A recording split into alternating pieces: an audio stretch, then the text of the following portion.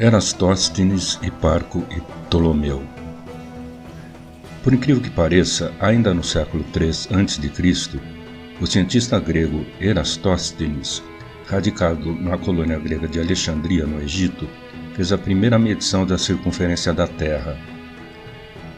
Na cidade egípcia de Aswan, o sol se põe a pino no primeiro dia de verão. Isto era confirmado pelos egípcios através do reflexo da luz na água de um poço profundo, nos olhos de um observador inclinado sobre o poço. Ao mesmo tempo, uma estaca vertical em Alexandria, a uma distância de 5.000 estádios, produzia uma sombra no solo. Medindo a sombra, Erastóstenes calculou o ângulo alfa e chegou ao valor de 7,2 graus, ou 1 sobre 50 de 360. Então, com uma simples regra de 3, ele chegou à circunferência da Terra. 7,2 graus está para 5.000 estádios, assim como 360 graus está para x estádios. Então x igual a 250.000 estádios. Um estádio era uma unidade de distância usada na Grécia Antiga. Sabendo que um camelo atravessa 100 estádios em um dia e viaja a 16 km por dia, é só transformar estádios para quilômetros, o que dá 39.374 quilômetros, o que é surpreendentemente próximo do valor atualmente aceito de 39.364 quilômetros.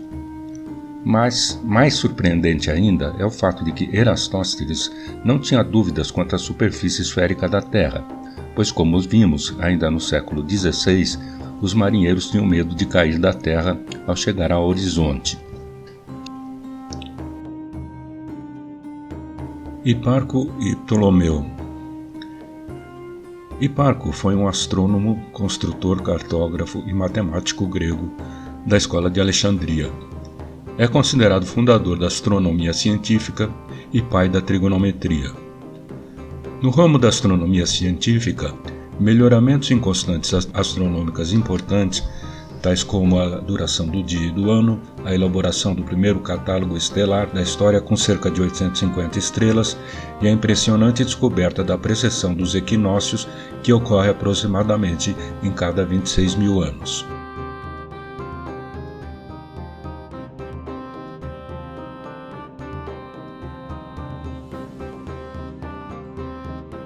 Na trigonometria, foi o primeiro a elaborar uma tabela trigonométrica com valores de uma série de ângulos, da divisão do círculo em 360 partes iguais e a divisão do grau em 60 minutos e 60 segundos.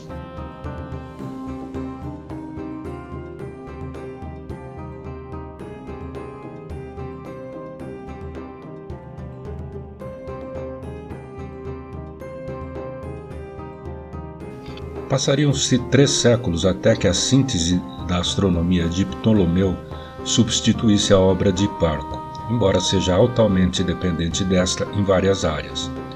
Ptolomeu, o último dos grandes astrônomos gregos da antiguidade, desenvolveu um sistema eficaz de mapeamento do universo. Baseando boa parte de sua teoria na obra de seu antecessor, o Hiparco, Ptolomeu escreveu uma obra geocêntrica, ou seja, centrada na Terra, chamada Almagesto. O Almagesto é um tratado matemático e astronômico sobre os movimentos aparentes das estrelas e os trajetos planetários. É um dos textos científicos mais influentes de todos os tempos, com seu modelo geocêntrico aceito por mais de 1.200 anos desde sua origem e usado por gerações de fabricantes de calendários. Ptolomeu foi considerado o primeiro cientista celestial, porém, em sua época, a diferença entre astronomia e astrologia não era muito clara e, portanto, algumas conclusões não são exatamente científicas.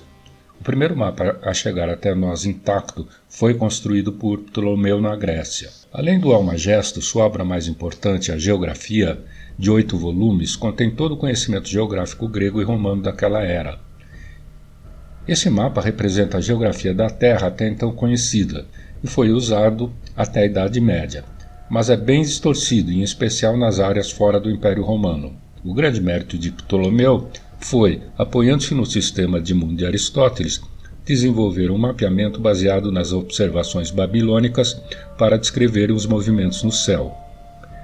Mas Ptolomeu fez contribuições importantes à matemática, por exemplo, o Teorema de Ptolomeu, a óptica e a teoria do som. Porém, Ptolomeu subestimou o tamanho da Terra como calculado bastante precisamente por Eratóstenes. Ptolomeu situava a Terra no centro do universo e predisse as posições do Sol, da Lua e dos planetas detalhadamente. O Almagesto só foi substituído um século depois que Copérnico apresentou sua teoria heliocêntrica em De Revolutionibus, de 1543. No modelo ptolomaico, supõe-se que os planetas se movem num pequeno círculo chamado de epiciclo, que por sua vez se move ao longo de um círculo maior chamado de deferente.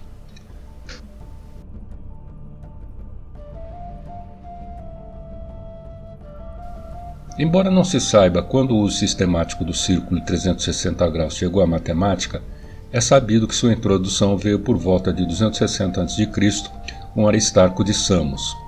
Apesar de certamente não ter sido a primeira tabela trigonométrica, é de longe a mais famosa. Ela foi incluída no Almagesto.